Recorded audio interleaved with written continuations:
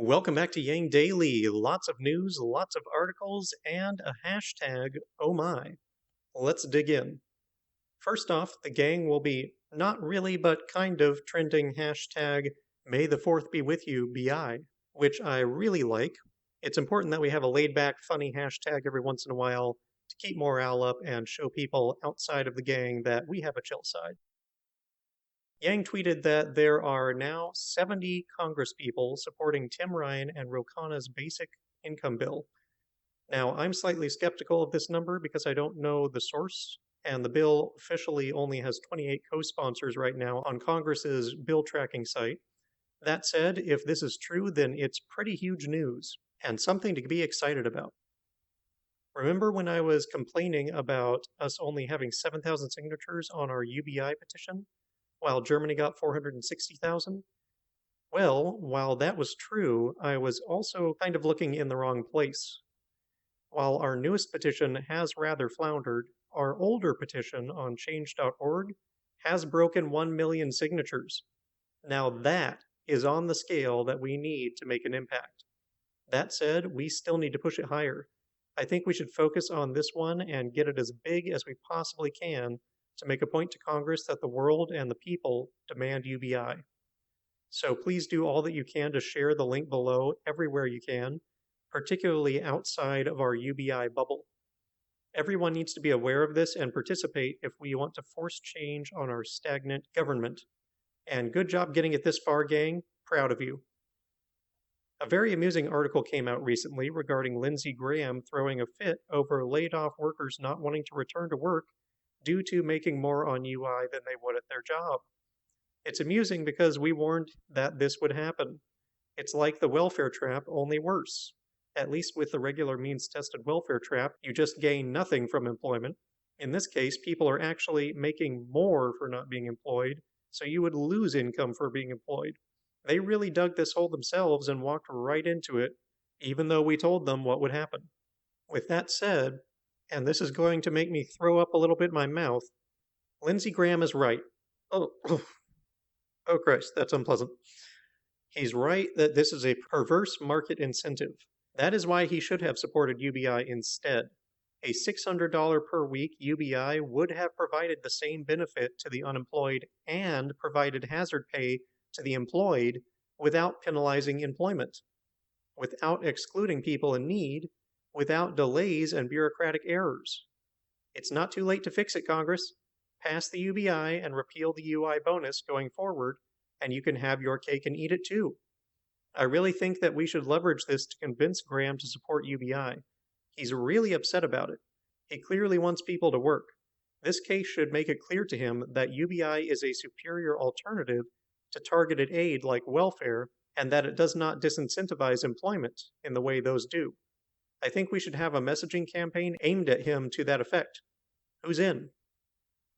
Speaking of employment, a new poll from the Chamber of Commerce found that nearly 40% of small businesses in the US could go bankrupt in the next 6 months. Great news for the megacorps that are already disturbingly powerful, but hey, the small business loans are taking care of it, right? Right?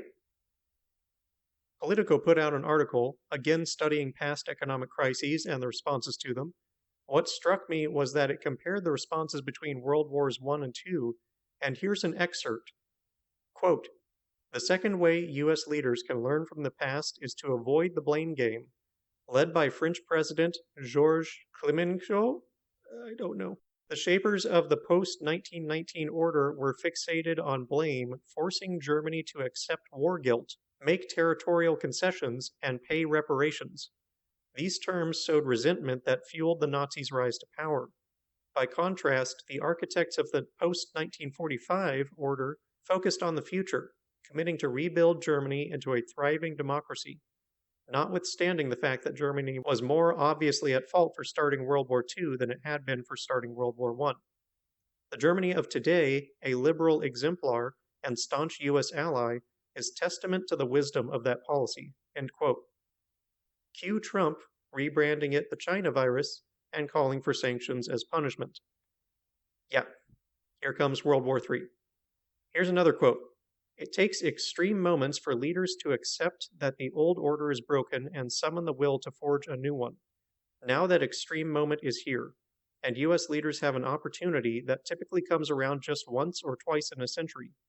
They can build an order that actually works for our times, one that combats climate change, cyber threats, and public health challenges, and that allows for the fruits of globalization and technological progress to be shared widely. If, that is, they do it right. End quote. Combats climate change, cyber threats, public health challenges, and allows the fruits of globalization and technology to be shared more widely. That has got to be pretty darn close to the definition of Andrew Yang in the dictionary, right? Am I right? That is 100% pure Yang right there. God, can you imagine if he were president right now? But he's not. He's not, and we're going to have to do it anyway, so we better figure out how to coerce our leaders into it and replace the ones who don't serve the public interest, because the next years will define the rest of our lives and our kids' lives, and we can't drop the ball, gang. Other lessons the author learned from studying these past events: start planning early and coordinating plans with other countries, like right now. Include all political sides in the negotiations to establish domestic consensus. Work together, not competitively, on a cure, of all things.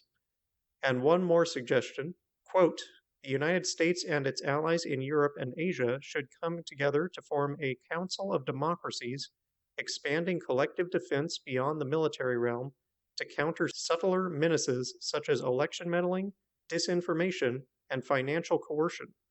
On the economic front, it's well past time for an international system that prioritizes human welfare over growth for growth's sake. America, the EU, Japan, and other democracies should seal new economic agreements in which increasing market access goes hand in hand with cracking down on tax avoidance, protecting data privacy, and enforcing labor standards. End quote.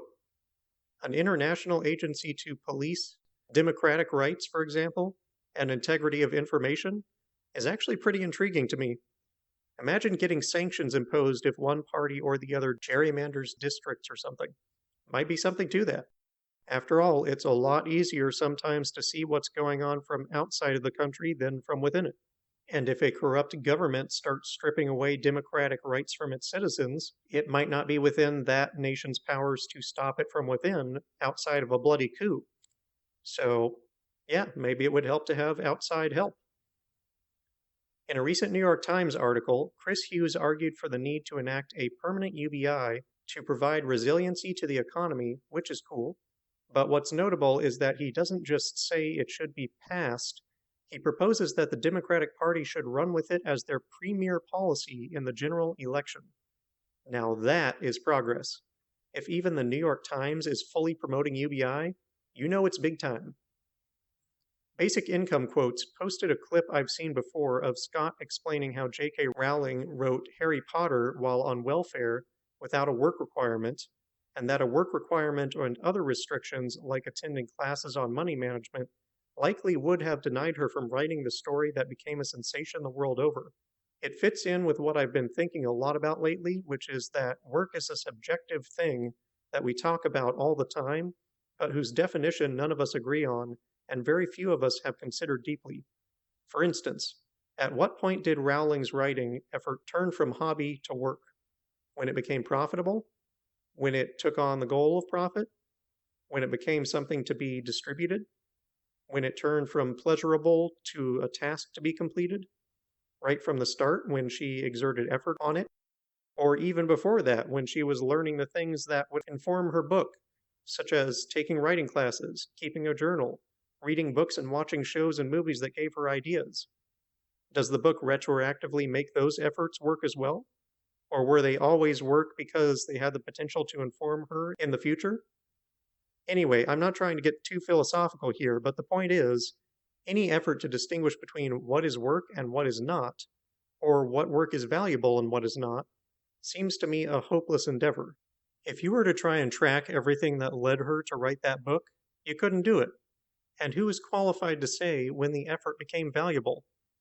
Now imagine designing a system that would only reward work when we can't even say what work is. If such a system had been applied to Rowling, it almost certainly would have cut her off long before her book was complete. How could such a system possibly be in the best interest of society if it strangles great ideas and innovations in their crib? Because it's not just books we're talking about here. It's every idea that turns into a great product or invention, or breakthrough in science and technology and so on. For instance, did you know that back when charges attracting and repulsing one another was first discovered in experiments, everyone, including the scientific community, considered it a frivolous phenomenon unworthy of investigation? I kid you not, if the scientists who decided to play around with that seemingly inane parlor trick had been limited to only what society defined as work, we would not have electricity. So when I talk about how damaging this ideology of work can be, that is how damaging it can be. And that is how we run our society right now. If you're not employed, you're called lazy and undeserving of assistance unless you're spending all your time trying to get employed. All our lives revolve around employment, so even if we have a great idea, we're too busy with the 9 to 5 to pursue it. Just think how many great ideas are being squandered by this. How much collective human progress has been thrown on the bonfire of wage slavery? What crazy world might we be living in right now if we had let that human potential flourish? I think it's past time that we acknowledge that there is value in free time, not just for happiness and health, but to the productivity of society as a whole, and that it is ultimately equally as valuable as time spent in traditional work. The next big idea, innovation, business model, etc., can strike anyone at any time, particularly when pursuing things we're actually passionate about. And we need time to make something of those ideas. That's how the human brain works. It's not direct, it's creative. How many hours of free time is one great breakthrough worth? I would argue a crap ton. How many hours of free time would it be worth to end up with something like electricity? Yeah, a lot. So we need to move beyond this ideology that free time is wasted time and that everyone should be employed all the time, because it's not serving society. It's hurting us. I think that getting that message across may be vital in our fight for UBI. Anyway, moving on. A small business, Easy EMDR, has been donating at least 5% of their profits to charities, and this quarter they have bumped it up to 10% and are sending it to Give Directly for their basic income giveaways. It would be awesome if every company did this. We could have an enormous UBI, but I wouldn't hold my breath because the systemic incentives just aren't there. But we can certainly thank Easy EMDR. They are a virtual treatment service for psychological trauma, such as anxiety, depression, and PTSD. If you suffer from any such and want help, I'd check these guys out first. Fellow Yang-ganger John Munitz is conducting a slew of interviews with congressional candidates. He'll be speaking with Rebecca Parson today, the 3rd, David Kim tomorrow, Barrington Martin II Tuesday, and Heidi Briones Saturday. You can find those on Munitz's YouTube channel below. And that'll do it for today's Yang Daily. Help trend May the 4th be with you. Thank the congresspeople that are supporting UBI. Spread the change.org petition. Help convince Graham that UBI is the solution that works with employment. Visit bailoutthepeople.com to take action. Call the congressional switchboard to send the most effective message you can to your representatives. Ship a letter to both Congress and the Ways and Means Committee. Help recruit burners and others to the cause and get everyone to sign the petition to join the UBI movement. Flood all of Congress and the White House with calls, tweets, and letters, but particularly 5 calls a day, using ResistBot or Income Movement for easy contact. Print and hand out your neighborhood outreach cards. Consult Humanity Forward, the Income Movement Aid Database, United Way, or the H3 podcast thread if you need help. Consider what we can do to push the movement forward in this critical moment and discuss with others at the local hubs and the support links. And don't forget to Yang Daily.